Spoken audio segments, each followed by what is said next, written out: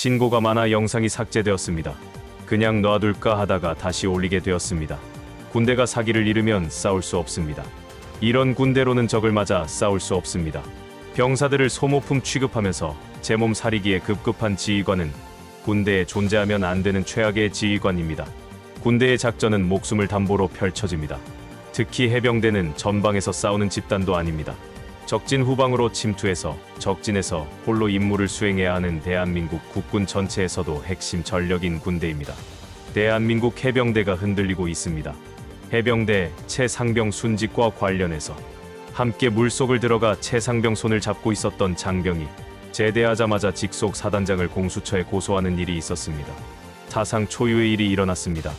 군에서 제대한 병사가 그 이튿날 직속 사단장을 고발한 사건입니다. 정말 처음 봤습니다. 아무리 유사 사례를 찾아보려 해도 정말 없었습니다. 찾을 수가 없었습니다. 최상병과 함께 근무한 병사가 전역할 날만 기다렸다가 전역한 다음날 바로 사단장을 고발했습니다. 고발한 병사는 사건 당일 최상병의 손을 잡고 수색을 하다가 최상병과 같이 급류에 휩쓸렸었습니다. 휩쓸리면서 최상병의 손을 놓쳤고 멀어져 가는 최상병을 보았습니다. 최상병을 다시 잡으려 손을 뻗쳤는데 잡을 수 없었습니다. 본인은 생존했지만 멀어져가는 최상병의 모습은 죄책감이 되고 해병대 수사를 둘러싼 지휘관들의 역같은 모습에 분노가 치솟았습니다. 현장 지휘관들의 우려에도 안전장비도 갖추지 않았는데 사단장은 물속으로 들어가라고 명령했습니다. 사고가 터지자 사단장은 책임 회피에 급급했습니다.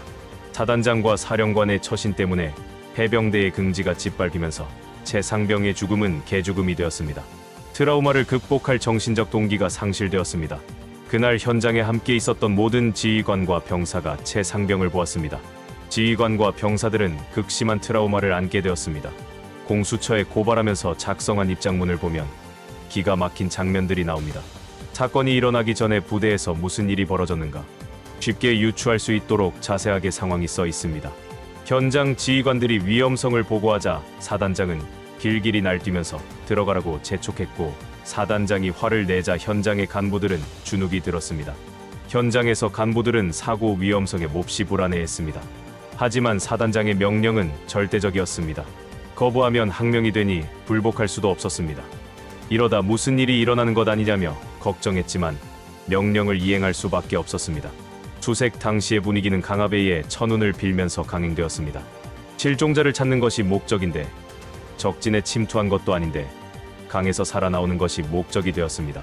사단장이 수중 수색하라 명령하고 병사들은 강압에 밀려 강에 들어갔는데 사건이 터지자 사단장은 돌변했습니다. 현장의 간부들이 위험성을 자신에게 제대로 보고하지 않았다면서 간부들에게 사건 책임을 떠넘기고 책임지라면서 계속 닥달했습니다. 최상병의 죽음을 목도하고 극심한 트라우마를 겪고 있음에도 사단장이 계속 닥달해 대니까 당시 현장에 있었던 간부들과 병사들은 눈치만 보게 되었습니다. 트라우마 치료를 제대로 받을 수 없었습니다.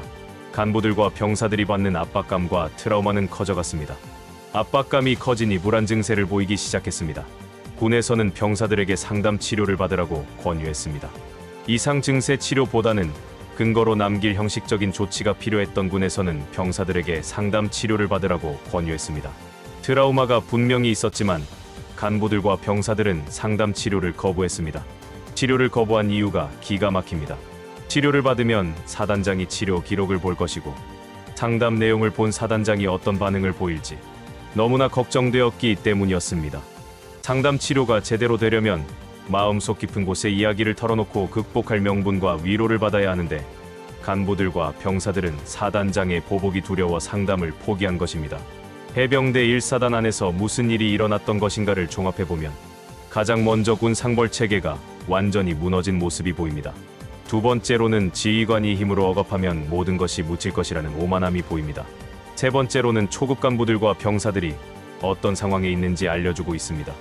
네 번째로는 윤석열이 대노하면 다 해결된다는 이상한 문화가 전염된 탓인지는 모르겠지만 초급 간부들과 병사들이 전우로서의 부대원이 아니라 절대적 복종만을 받아야 하는 위치로서 별들이 닥달하고 대노하면서 내리는 명령이면 모든 것이 해결될 것이라는 착각을 하고 있다는 현실입니다. 하지만 21세기 대한민국입니다. 병사들의 눈에 이런 불합리가 가려질 수 없었습니다. 누가 책임 있는지를 병사들은 알고 있습니다. 그런데 엉뚱하게 밑에 간부들만 처벌과 징계를 받고 대통령실까지 나서서 사단장을 보호하는 모습을 병사들이 보았습니다. 사단장은 간부들과 병사들에게 사과하는 대신에 책임을 전가하고 자신이 곤란하게 되었다고 화를 냈습니다. 병사들의 트라우마는 계속 깊어질 수밖에 없었습니다. 기댈 곳도 의지할 곳도 위로받을 곳도 사라졌습니다. 전역만이 유일한 탈출구이자 희망이 되었습니다. 그리고 결심을 하게 됩니다. 내가 전역하면 내가 아는 이 모든 것을 밝히겠다. 사단장을 고발하면서 해병대원이 낸 입장문에는 이런 내용이 담겨 있습니다. 현장에 있었던 간부들과 병사들은 평생 지우기 어려운 기억을 갖게 되었습니다. 군대처럼 상명하복이 강제되는 곳에서 상벌체계와 끈끈한 전우회는 무척이나 중요합니다. 유사시에 하달된 명령을 의심 없이 신뢰하고 내 뒤의 동료에게 목숨을 맡겨야 하기 때문입니다. 상벌체계가 무너진 군대는 손자병법을 굳이 거명하지 않아도 어떤 결과를 보여줄지 모두가 압니다. 유사시에 힘을 쓰지 못하는 군대의 원인이 여기서부터 시작됩니다. 해병대 1사단장으로 인해서 해병대는 상벌체계가 무너졌습니다. 지휘관의 권위와 리더십에 대해 신뢰를 잃었습니다. 병사들이 자신이 속한 조직을 비웃기 시작했습니다. 그렇게 끈끈했던 해병대 전우회가 무너졌습니다.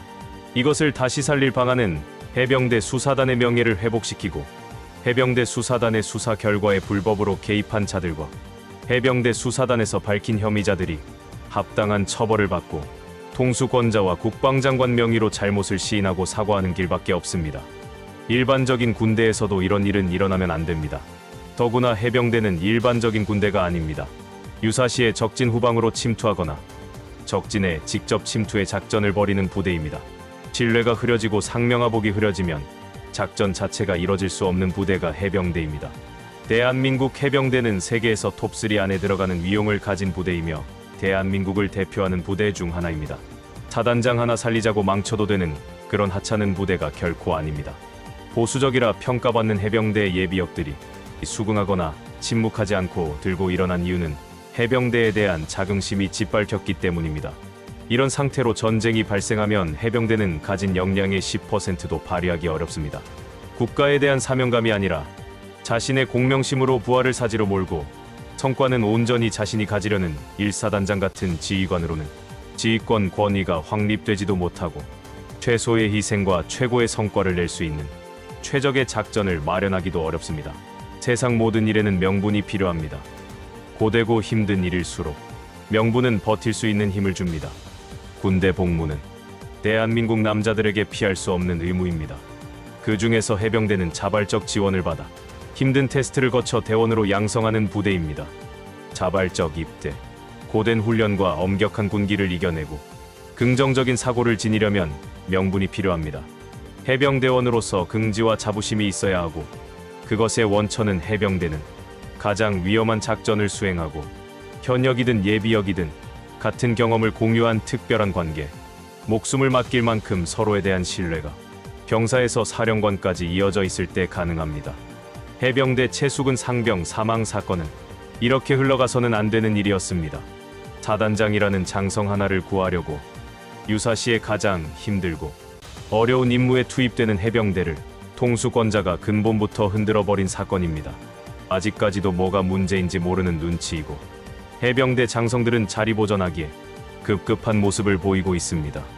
해병대 사령관에게 국정감사는 웃음거리가 되어버린 해병대 위신과 대원들의 기강을 다시 살릴 수 있었던 마지막 기회였습니다. 해병대 사령관은 그 기회를 잡지 못하고 대통령과 사단장과 군 검찰을 선택함으로써 해병대를 나락으로 버렸습니다. 이렇게 군대 기강이 무너진 건 1차적으로 윤석열이 문제입니다. 해병대 수사단은 사단장이 포함된 수사 결과를 국방장관까지 정상적으로 결재를 받아 경찰에 이첩하려 했습니다. 그것을 그냥 내버려 두었으면 해병대 기강은 여전히 살아있었을 것이고 국민으로부터 신뢰를 받았을 것입니다.